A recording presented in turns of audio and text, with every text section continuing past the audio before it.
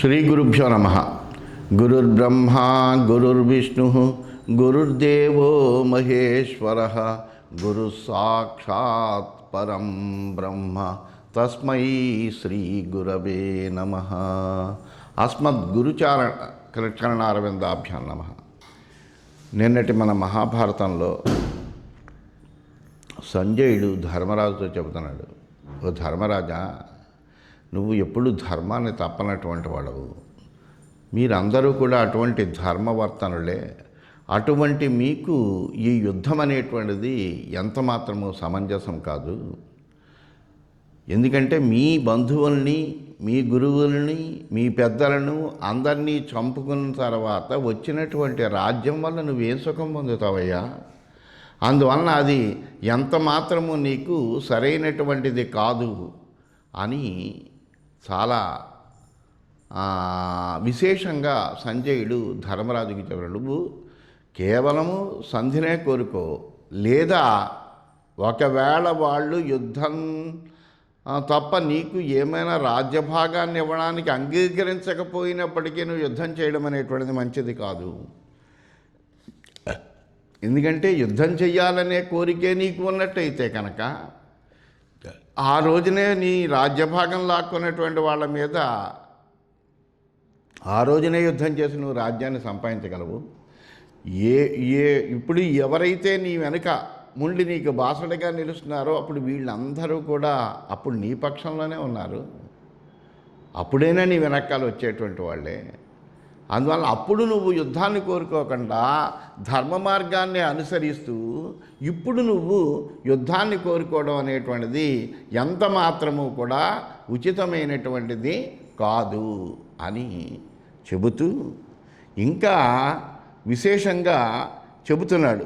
ఏమని చెబుతున్నాడంటే, మత్స్యో రాజా రుక్మరథ సపుత్ర ప్రహారిభిః సహ వీరైర్విరాట రాజానశ్చేయే విజితాః పురస్తాత్ త్వామేవ తే సంశ్రయేయుః సమస్తాః.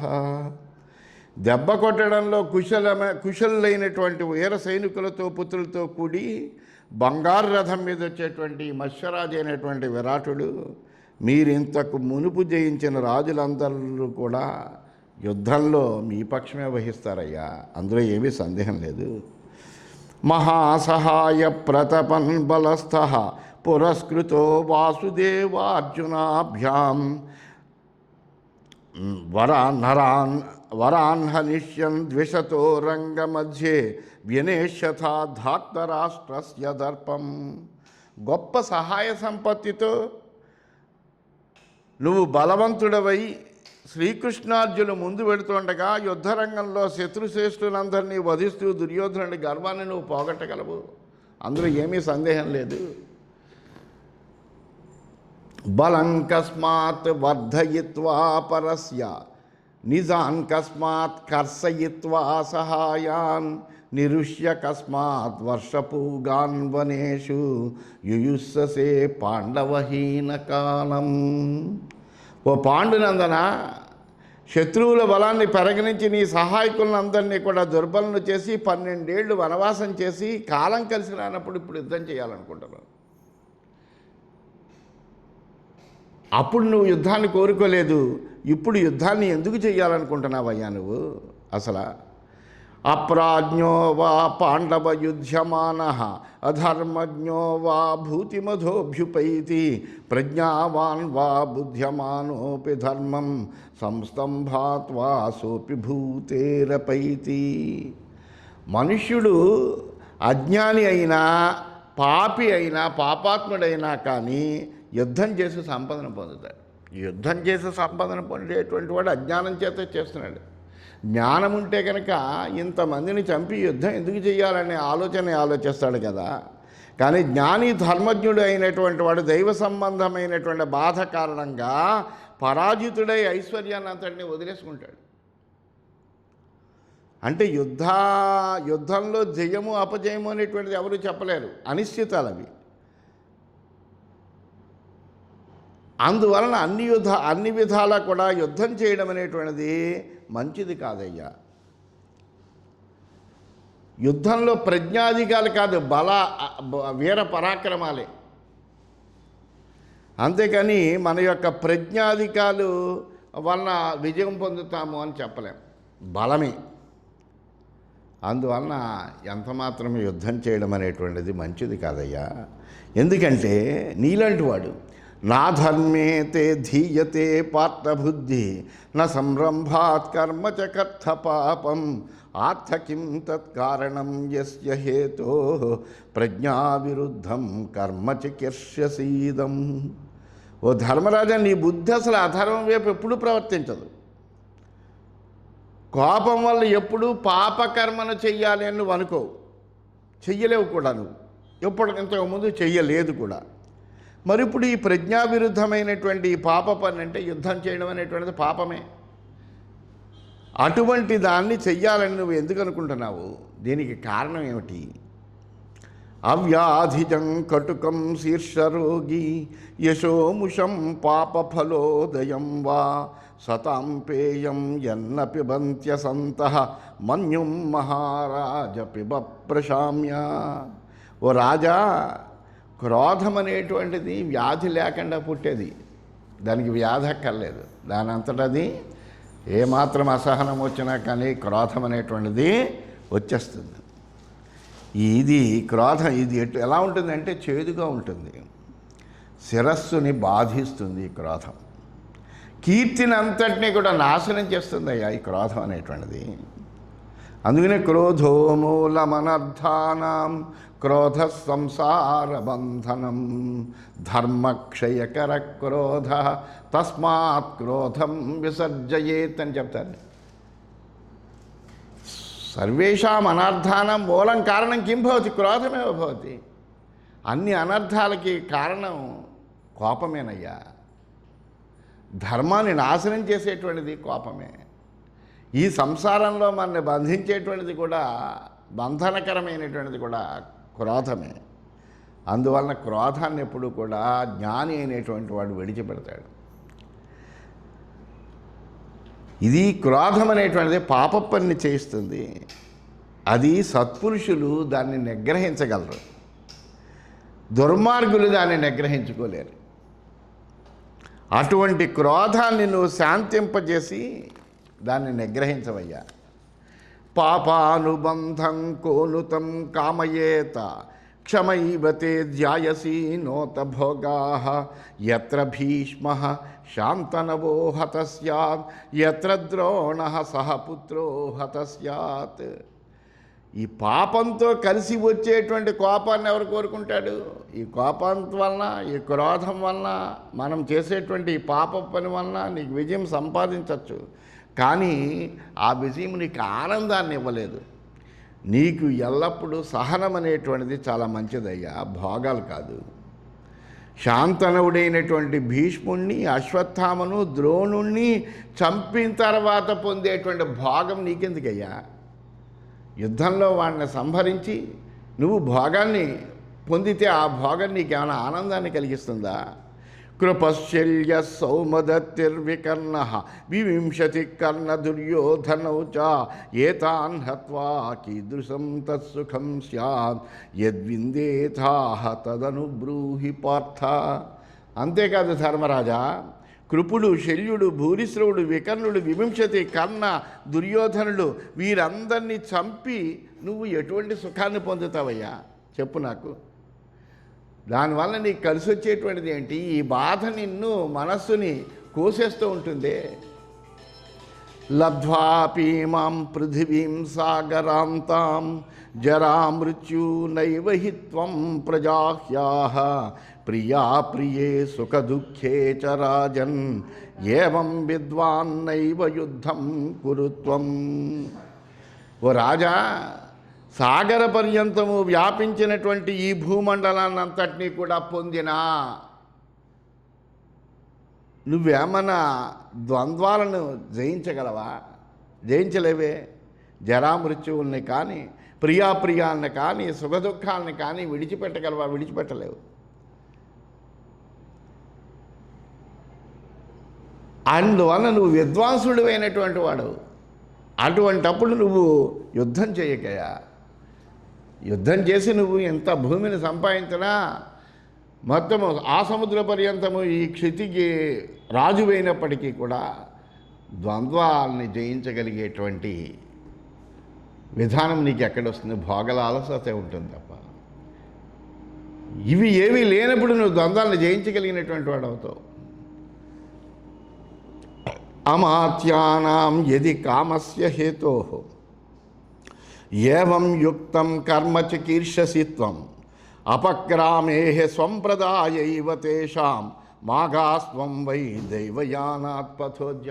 ఇన్నాళ్ళు చక్కగా 12 సంవత్సరాలు తపస్సు చేసుకున్నావు హాయిగా. అంతటి తపస్సు చేసుకుని అంతటి కఠోరమైనటువంటి దీక్షతోటి నువ్వు ఏ విధమైనటువంటి పరపత్యాలు లేక వీళ్ళ మీద ఏ విధమైనటువంటి ద్వేషాన్ని పెంచుకోకుండా నువ్వు అలా ఉన్నటువంటి వాడవు.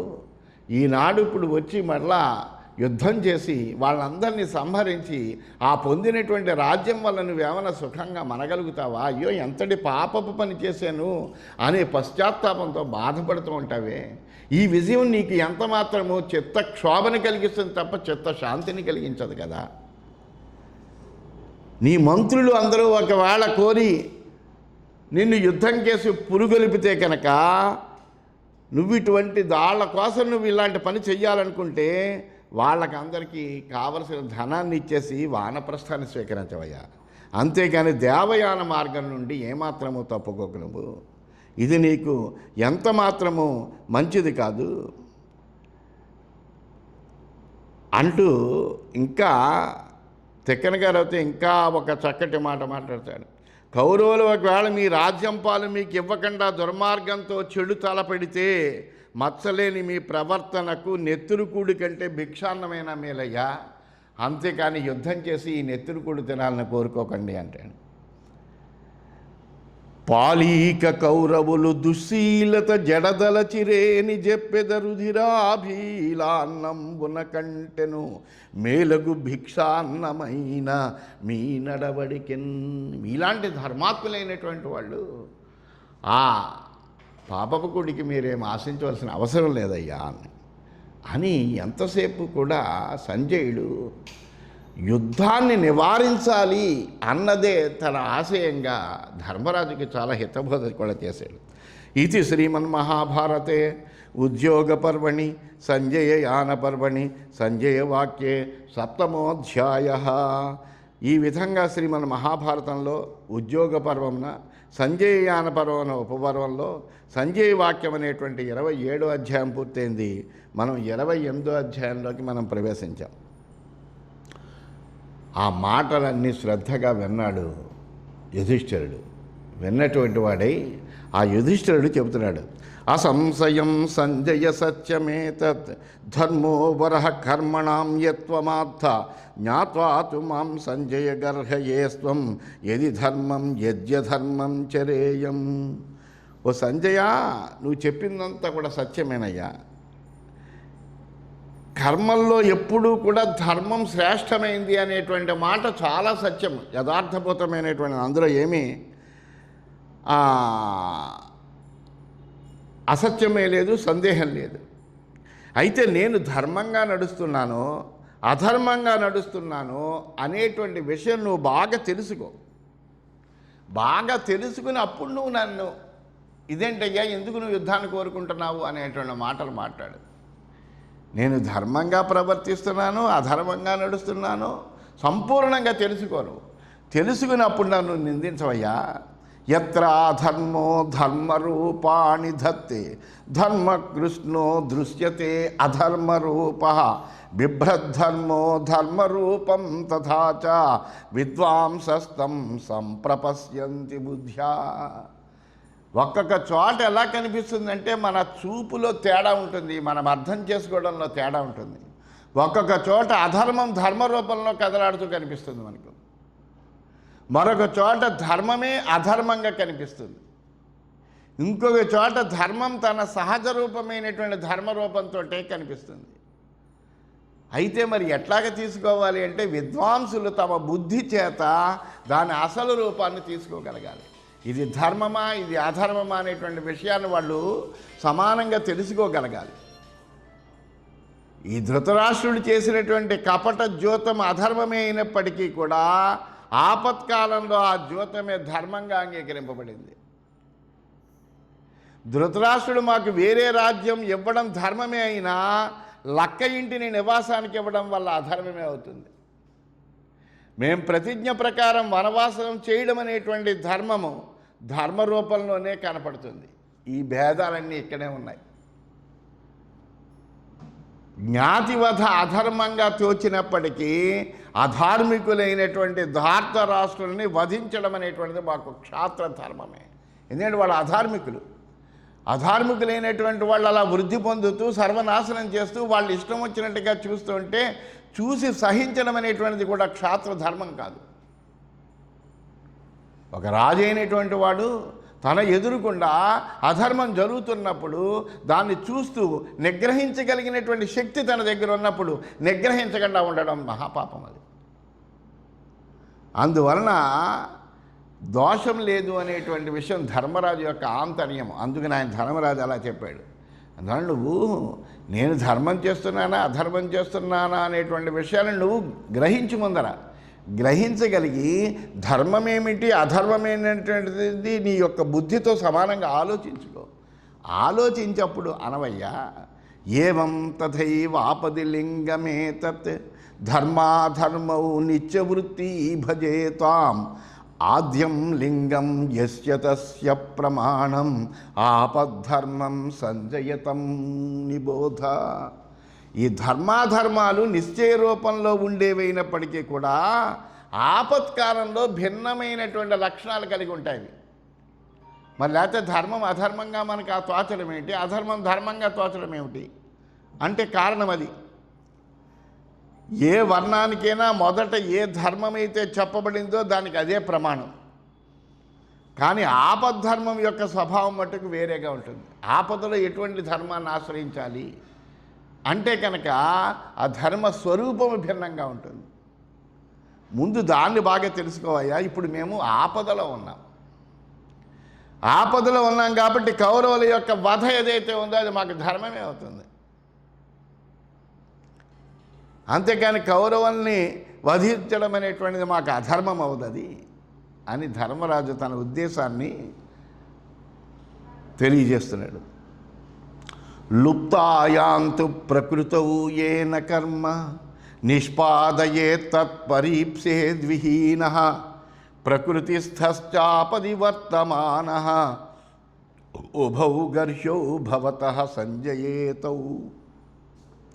అయితే స్వాభావికమైనటువంటి జీవనంలో ఉండి తన కర్మ కూడా తాను చెయ్యలేనటువంటి వాడు సత్కర్మాచరణం కోసం వేరే వృత్తిని ఆశ్రయించకపోయినా స్వాభావిక జీవనంలో జీవిక కలిగినటువంటి వాడు కూడా ఆపద్ధర్మాన్ని స్వీకరించినా వాళ్ళిద్దరూ కూడా నిందింపదగినటువంటి వాళ్ళే అవుతారు. అంటే ఆపదలో ఉన్న మేము జ్ఞాతివధ రూపమైనటువంటి కొంత అధర్మం చేసినా నిందింపదగినటువంటి వాళ్ళం కాదు. ఎందుకంటే ఆపద్ధర్మంలో మనము కొంత దాని నుండి ఆపద నుంచి గట్టెక్కడానికి కావలసినటువంటి వృత్తిని ఆశ్రయించవలసిందే తప్పదు. అవినాశమిచ్చతాం బ్రాహ్మణానాం ప్రాయశ్చిత్తం విహితం యద్విధాత్ర సంపశ్యథాః కర్మసు వర్తమానాన్ వికర్మస్థాన్ సంజయ గర్హయే స్వం. ఓ సంజయ, అందుకే బ్రాహ్మణులు వినాశం కాకూడదనే బ్రహ్మ వాళ్ళందరికీ కూడా ప్రాయశ్చిత్తాన్ని ఇచ్చాడు. ఏదైనా తప్పు జరిగితే ఏదైనా దోషం జరిగితే ప్రాయశ్చిత్తం చేసుకోమని ఎందుకు ఇచ్చాడు? కర్మలో వాళ్ళకి నాశనం కలగకూడదని ప్రాయశ్చిత్తాన్ని ఇచ్చాడు. అలాగే ఆపత్తి కాలంలో కూడా మా విహిత కర్మల్లో మేమున్నామా లేక ఆపత్కాలం కాకుండానే ఇతరుల విహిత కర్మను స్వీకరిస్తున్నామా అనేటువంటి విషయం నువ్వు గమనించు. అప్పుడు నువ్వు మమ్మల్ని నిందించు. నువ్వు చెప్పిందంతా కూడా ఏంటంటే సంపద్ధర్మం. సంపదలో ఉన్నప్పుడు మనం వెళ్ళి యుద్ధం చేసి ఇంకొక రాజుని చంపి ఇటువంటివి చేసి ఆ సంపదను కూడా మన సంపదలో కలుపుకోవాలనుకోవడం అనేటువంటిది దోషం. మేము ఇప్పుడు ధనశ్రీహరణం వల్ల ఆపదలో ఉన్న మొత్తం మా రాజ్యాన్ని అంతటినీ కూడా వాళ్ళు ఆక్రమించేసుకున్నారు. ఆక్రమించుకుని మాకు ఇవ్వాల్సినటువంటి రాజ్యం ఇవ్వకుండా ఉన్నారు. అప్పుడు మా ధర్మం వేరేగా ఉంటుంది. జ్ఞాతివధ రూపమైన అధర్మం చేసినప్పటికీ కూడా అది ఆపద్ధర్మం కాబట్టి మాకు ఆ దోషం ఎంత మాత్రము కూడా అంటదు లేదు.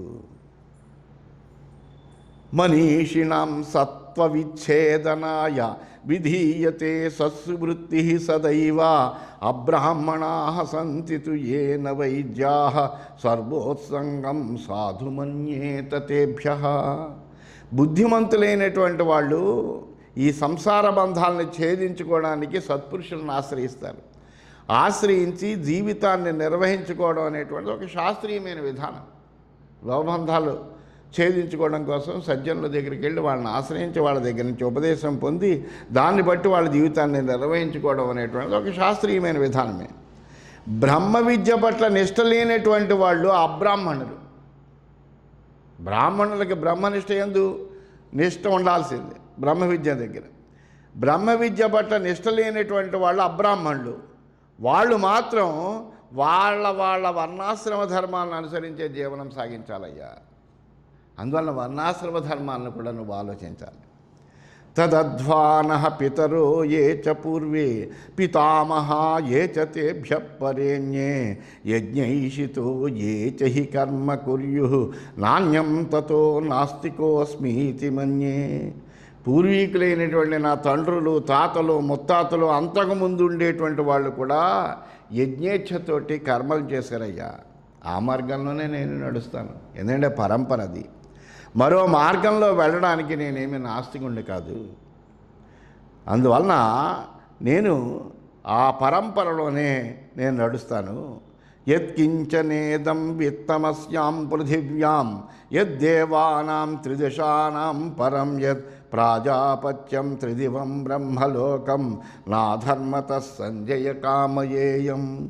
ఈ భూమండలం మీద ఉండేటువంటి సమస్త ధన వైభవం కలిగినప్పటికీ, త్రిదశులు నిత్యయోమంలో అయిన దేవతల యొక్క సంపత్తి లభించినప్పటికీ, దానికంటే గొప్పదైనటువంటి ప్రజాపతి యొక్క వైభవం లభించినప్పటికీ, దానికంటే గొప్పదైనటువంటి బ్రహ్మలోక వైభవం నాకు లభించినప్పటికీ కూడా నేను అధర్మాన్ని స్వీకరించను.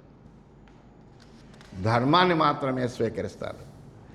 ధర్మేశ్వర కుశలో నీతిమాంశ్చాపి ఉపాసితా బ్రాహ్మణానాం మనీషి నానావిధాంశ్చైవ మహాబలాంశ్చ రాజన్యభోజాన్ అనుశాస్తి కృష్ణః. యది హ్యయం విసృజన్ సామగర్హ్యః నియుధ్యమానో యది జహ్యాం స్వధర్మం మహాయశా కేశవస్తద్బ్రవీతు వాసుదేవస్తు భయోరర్ధకామః. ఇక్కడ ధర్మానికి అధినాయకుడు, నీతిజ్ఞుడు, సమస్తమైనటువంటి జ్ఞానము కలిగినటువంటి వాడు, కుశలుడు, బ్రాహ్మణ భక్తుడు, మహాపండితుడు, మనీషి, నానావిధ బలశాలైన క్షత్రియులను, భోజవంశీయులను శాసింపగలిగినటువంటి శ్రీకృష్ణుడు అన్నాడయ్యా.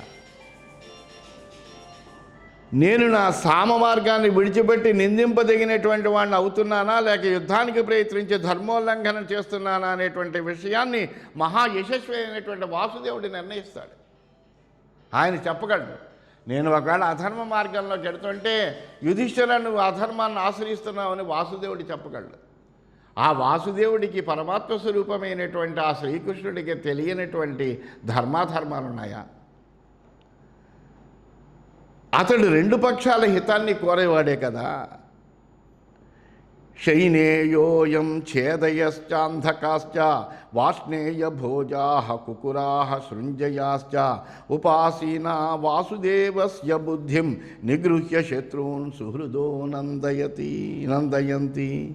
సాత్యకి, చేదిరాజులు, అంధక, వృష్ణి, భోజ, కుకుర, సృంజయ వంశరాజులు శ్రీకృష్ణ భగవానుడి యొక్క అభిప్రాయాన్ని ఆదరించి వారి శత్రువుల్ని అణచి స్నేహితులకు ఆనందాన్ని కలిగిస్తారు. వాళ్ళు వృష్ణ్యంధకాహ్యుగ్రసేనాదయో వై కృష్ణప్రణీతా సర్వ ఏవేంద్రకల్పా మనస్వినః సత్యపరాయణాశ్చ మహాబలా యాదవా భోగవంతః.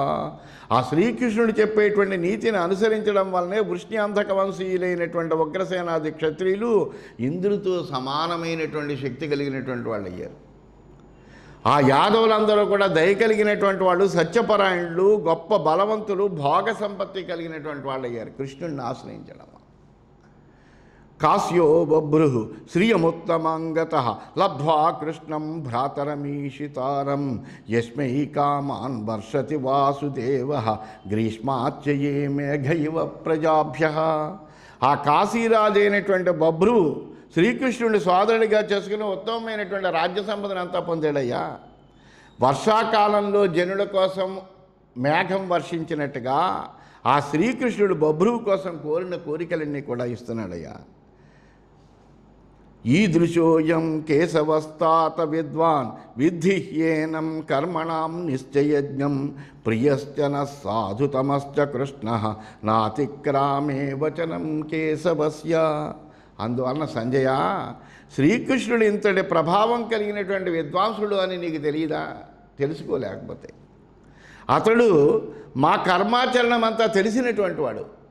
అందువలన ఆ కర్మాచరణం యొక్క నిశ్చయాన్ని ఎరిగినటువంటి వాడైన అతడు మా అందరికీ మిక్కిలి ప్రీతిపాత్రుడైనటువంటి వాడు, శ్రేష్ఠుడు.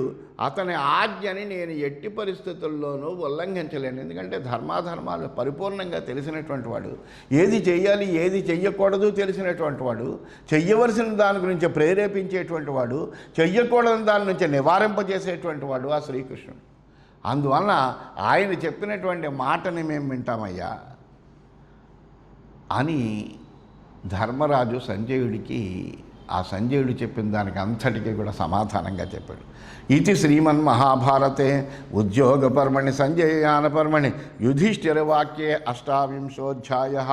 ఈ విధంగా శ్రీమన్మహాభారతంలో ఉద్యోగ పర్వంలో, సంజయయాన పర్వన ఉపపర్వంలో యుధిష్ఠిర వాక్యం అనేటువంటి 28వ అధ్యాయం పూర్తయిందని తెలియజేస్తూ స్వస్తి.